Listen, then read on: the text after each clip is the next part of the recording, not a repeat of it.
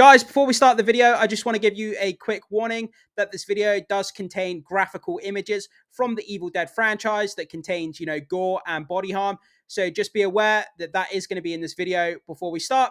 But with that down, let's get on to the video.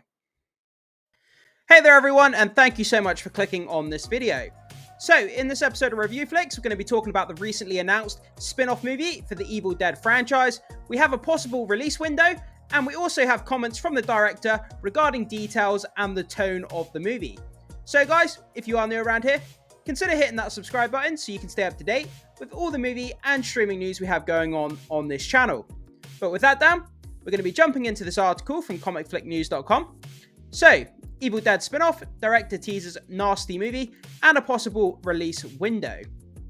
So, the eagerly anticipated Evil Dead spin-off, helmed by director Sebastian Vennick, tantalizes fans with a promising release window, heralding a thrilling comeback for the beloved horror franchise.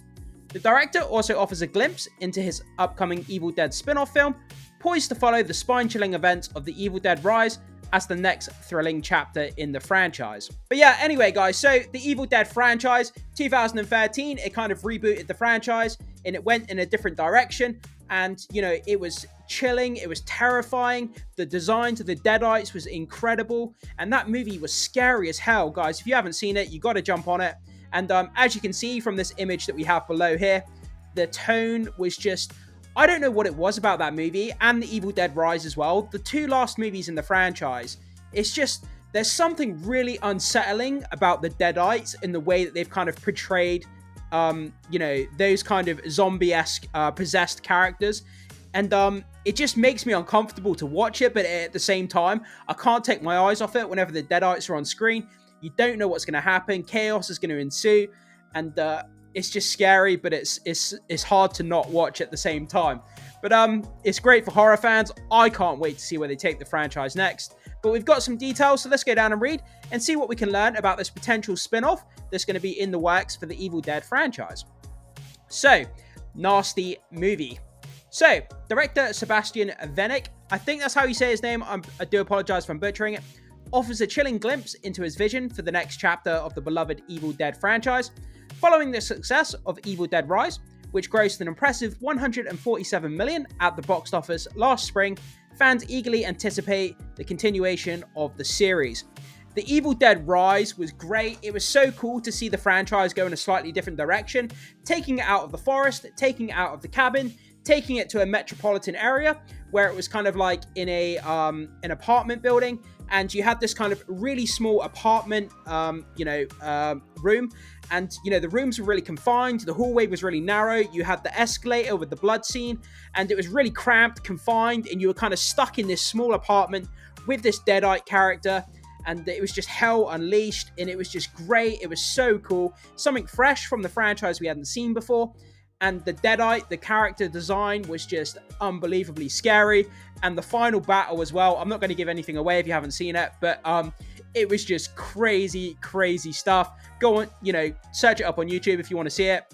But yeah, it was really, really fun and fresh and unique, and something we hadn't seen from the franchise. And I really hope they continue to innovate the franchise and get more people on board with it. So, Vennick's involvement in the spin-off, with legendary filmmaker Sam Raimi returning as a producer, signals a thrilling direction for the franchise. In a recent interview with Conbini via Bloody Disgusting, Conbini, I think that's how you say it, via Bloody Disgusting, Vennick hints at the nasty and unsettling tone for the upcoming installment, promising an experience that resonates with the more recent entries in the series. I mean, you look back at the last two installments in the franchise, that's exactly how I would categorize those movies anyway, nasty. I mean, the blood, the guts, the gore, the R-rated, the unsettling nature of the whole thing was just, like I say, you don't want to watch it, but at the same time, you can't take your eyes off it. It's kind of, to be able to capture that kind of tone in a horror is really unique, where you don't want to watch, but you do want to watch it. It's kind of very strange at the same time, So, while plot details remain closely guarded, Vennick's comments hint at the departure from the classic Raimi style, suggesting a darker and more contemporary take on the Evil Dead universe. How can you get even more darker than what it's already been? I mean, like, people cutting their face up with knives and, in the Evil Dead 2013, the reboot. You know, some girl had to chop her arm off with a bloody electric knife. Some guy was having, you know, a nail gun fired into him. Like, it's just, I don't know how you get more darker than that, to be honest. So as excitement mounts for what's to come, fans eagerly await further updates on the eagerly anticipated spin-off. Check out Vanek's full comments below. So this is the director for the upcoming movie. This is what he had to say regarding, you know, some small details and kind of the tone of the movie. So, quote, "I told the studio that I wanted to make a nasty film, a film that hurts, from which you come away tested. I'm going to put all the horror I have inside. It will be cathartic, and if I haven't ruined my career, and I can continue to make films behind it, I will move on to something other than horror." That quote, just reading that quote just sounds crazy. It's great to hear this though. It's kind of scary at the same time as to what we're going to be seeing on screen. But when it says, he says, "I want to make a nasty film, a film that hurts, from which you come away tested. If I haven't ruined my career and I can continue to make films." So, like, when he says, "if I haven't ruined my career," that's literally how insane this movie is going to be, to the point where whether he's being, you know, he's being facetious when he says that, but at the same time, that's kind of an indication of how kind of nasty this movie's actually going to be. We might see, you know, the Evil Dead turned up to a 10. But yeah, where he could potentially ruin his career behind making this horror film, that just kind of bodes all kinds of imaginative kind of scenarios that we could see in this Evil Dead spin-off. But I'm damn excited to see what they do with it. I really, really am. But at the same time, I'm kind of apprehensive as to if it's going to be even more nasty than what we've already had, then what the hell are we going to end up with, you know? But yeah, sounds cool. It's made me even more excited. And down here below, we have some images that I put together from the Evil Dead 2013. And as you can see, these images are terrifying anyway. So how you make it nastier and darker, I have no idea. But this is that character that gets spawned from hell towards the end of the movie. And one of the girls gets possessed, ends up cutting her face off. By the way, graphic images, you know, at the end of the day, but it's the Evil Dead. That's kind of what you expect from this franchise. She gets possessed and ends up cutting her face up with this knife. Oh no, it's a bit of glass that broke off the bathroom mirror, and she ends up cutting her face open with it. Man, it's really hard. So, like, yeah, I mean, look at this. I mean, whether this is a mix of CGI and practical effects, it looks absolutely incredible what they did with the Deadites. And it just looks great. And it's one of the most sort of, I don't know what the word is, one of the most kind of tonally kind of scary, unique premises when it comes to these kind of possession films that you don't get that often. But the Evil Dead has really nailed the tone of the franchise, and I really hope they continue to put this tone forward. And that was the girl who gets possessed and she gets locked in the cellar down below. She's proper freaky as hell. And another girl who gets possessed, she's got these kind of nails in her forehead and in her cheeks and stuff from this nail gun. She's been firing nails into her own face, and it's just like, what are we even doing? It's just like, how do you make it nastier and darker than what it's already been? Like I keep saying, I really, really don't understand. But guys, I'm all the more excited for it. We're going to keep reading down here, and we've got a possible release window, which we're going to dive into. So, when might we actually get to see the movie? So, possible release window. As the Evil Dead franchise gears up for a swift return, with its spin-off following closely on the heels of its predecessor's success, fans speculate whether this accelerated timeline could signal a new trend for the series. Traditionally, there has been a significant gap between feature installments, but with a spin-off potentially hitting the screens in time for Halloween, it could pave the way for future releases to coincide with the spooky season. So, drawing comparisons to the Saw franchise, known for its successful October releases, this strategic timing could prove advantageous for the Evil Dead series. Furthermore, with David Gordon Green's Halloween trilogy concluding, there's a gap in the market that the Evil Dead franchise could easily step in to fill, potentially dominating October with its own brand of horror. Yeah, I mean, in recent years, we've had a massive resurgence when it comes to horror, you know, the horror franchise. We've had, you know, like the Scream reboot, we've had the Halloween trilogy, and they're trying to get a Friday the 13th up and running, but that's kind of in a legal battle at the moment, and that's all kind of in legal hell, if you like, kind of in limbo.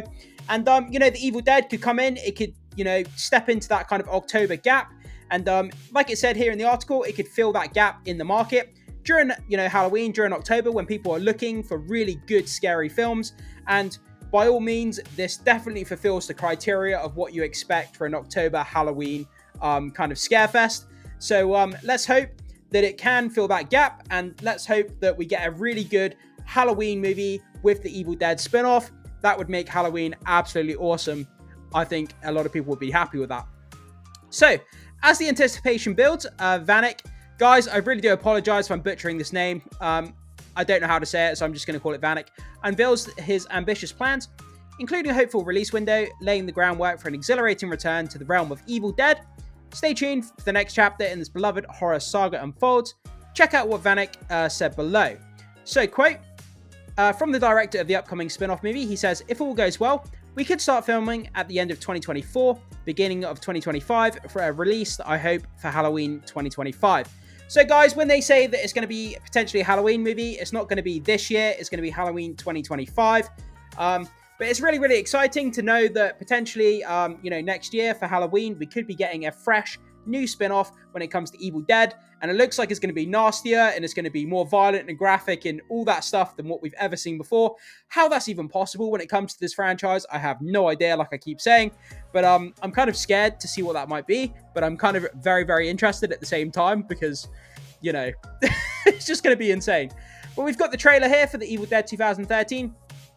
Like I already said, if you have not seen the Evil Dead reboot in 2013, it's probably one of the greatest remakes of any horror movie you'll ever see. It's better than the original by far.